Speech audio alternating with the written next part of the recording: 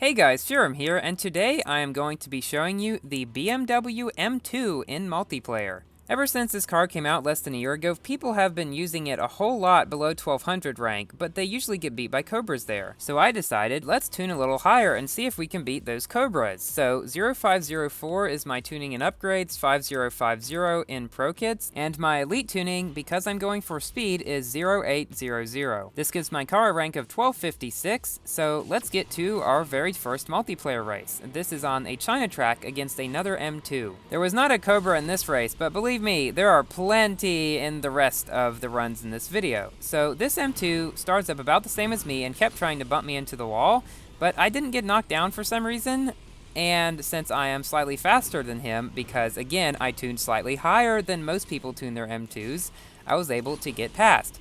It is generally a good practice to tune slightly higher than what most people do, so you can beat all those people that just tune to those levels. For example, you might get more wins with the Cobra if you do the 1234 tuning and then add 1 or 2 to Nitro, because this allows you to be faster than all the 1234 tunings, which you will likely see a lot of and you'll be able to beat them more often.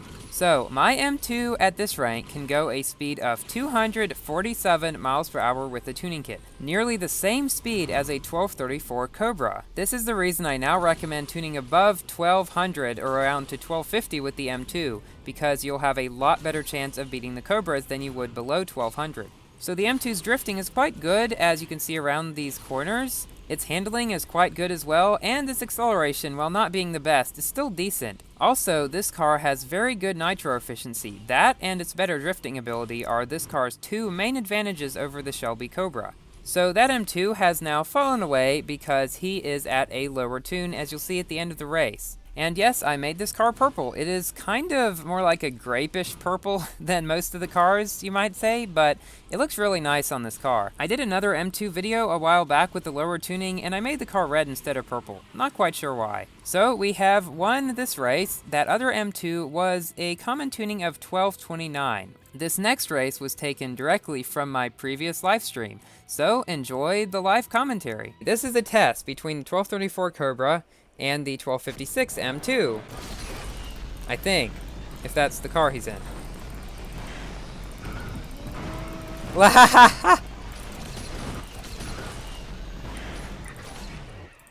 Sorry.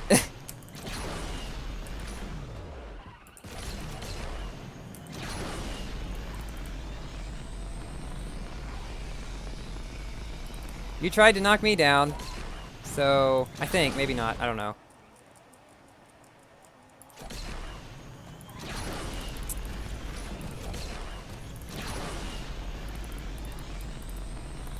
Okay, so this race will instead be a test of what happens when an M2 knocks down a Cobra at the beginning.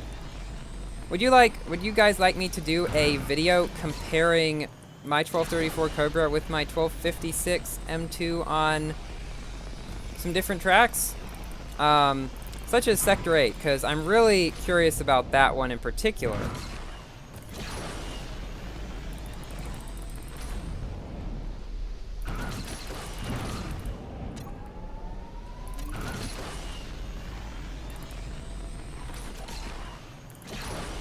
So as you can see, the Cobra is still faster. What just happened? I went way past the finish line. So as you could see from that race, the 1234 Cobra is maybe just slightly faster than this car. However, if you tune this car any higher than this, it will get bad matchmaking. All of the races I played with this car, I got fairly good matchmaking, not anything far above 1300. So that's why I'd suggest keeping your M2 around this rank or below. And as you can see, everyone else tunes their M2s even lower because I've already passed that one fairly close to the beginning of this race. One thing I really like about the M2 is just how stable it is. It's one of the most stable cars in the game. It goes right where you point it, doesn't skid, and it's just an all-around a really good car. And being stable is very important on Venice, where a lot of cars will skid on the sidewalks, and if you don't go right where you want to, you may crash into one of the things in the middle, because the spaces on either side of them and a lot of places on the track are really narrow. Also, besides being really good, this car just looks really nice. I'm sure we can all agree on that. Interesting fact about this car, it was given away for free 3 different times. The first was around Christmas of 2016, the second was around New Year's, I believe, and then they gave it away just recently for the anniversary cup of Asphalt 8, which was around the time when the bikes update came out a couple weeks ago. So we are coming up to the final turn of Venice, which is one place where you can really test to see whether a car drifts well or not. So as you can see here, this car does drift quite well.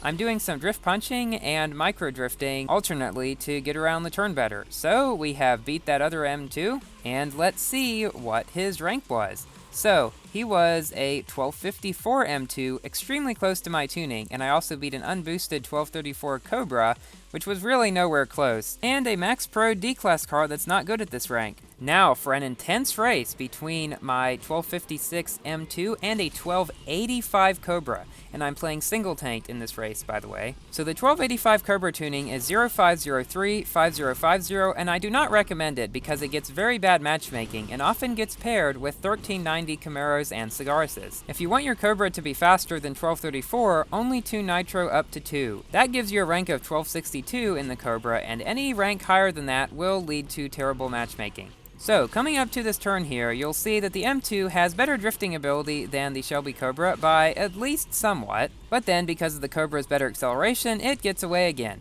But the Cobra isn't wagging for some reason. I don't know why. Maybe he doesn't know how, or maybe he thinks it's not good, but that is what allows me to pass him, because I drifted to gain nitro and he didn't. In almost every single car in the game, and maybe every single car, it is better to drift to get nitro rather than just to go along at normal speed without nitro, as I have just confirmed in this race. And now, coming up to some of the most hated turns in all of Asphalt 8, I will be able to pull even further away from the Cobra now, because the Cobra has quite a bad drifting radius, especially compared to this car. So yes, in the M2, it is better to pick twisty tracks so the Cobras have a bit harder time at it. So you can see that was a 1285 Cobra that I beat, which can go nearly 10 miles per hour faster than my car, I believe, but still, the twisty track made all the difference. So now for an interesting race against an SLK.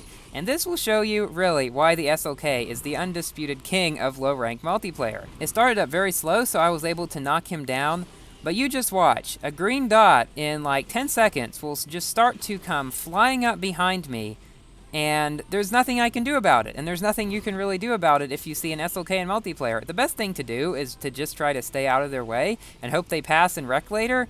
Don't try to knock them down because they're going like 50 miles per hour faster than you, and it will not end well. And he's already caught up, and bam. He sideswiped me. I guess it kind of goes without saying that the SLK Special Edition is pretty much the only car that you'll really never have a chance of beating in the M2, or the Cobra for that matter, unless the other driver makes some pretty bad mistakes. And even around all these twisty turns and stuff, because of his superior top speed, he is gone, and by the end of the second lap, he was nowhere in sight. So if you ever get in a race with an SLK, keep track of their name and leave the room if you ever see them, because you won't be able to beat them. So that one was nearly 50 higher ranked than me, and this is actually some of the worst matchmaking I've gotten, and it's really not bad compared to what some other cars will get paired with. So now for the final race, which is on Sector 8, against another purple M2. That's always nice. So Sector 8 is really the best track to determine whether a car has good drifting or not.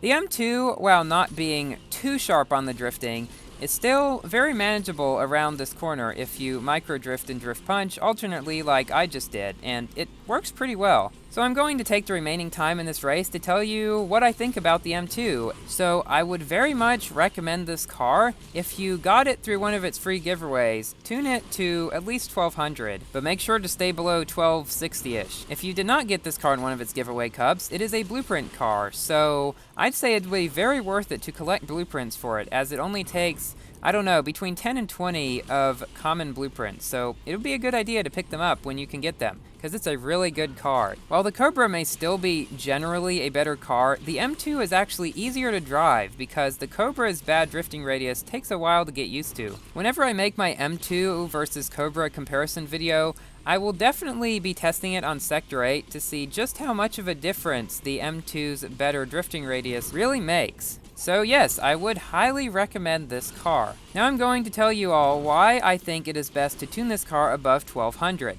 It starts at 932. Even with such a low starting rank, this car will still lose to Range Rovers and 959s anywhere below 1100 rank. Only above 1100 rank does it start being faster than those cars. However, it is again not best to stay in the low 1100s because you'll get beat by all the high 1100 cars, which will be mostly what you run up against. And then when you tune to the high 1100s, you'll run up against 1234 Cobras. And if you're running into those anyway, it is best to tune to around their level so you can have a higher chance of beating them. And that is why I say it is best to tune the M2 to above 1200 rank. So I decided to take a little different route at the end of this race. This is better in faster cars. I still believe the flat spinning is better in slower ones like this, but I just wanted to try something different. So everything taken into account, I'd say that this car is very worth it to get. Thank you all for watching. Please like the video if you enjoyed it and found the tips in it to be helpful. And please consider subscribing so you can see my Asphalt 8 videos right as they come out. And I will see you in my next video.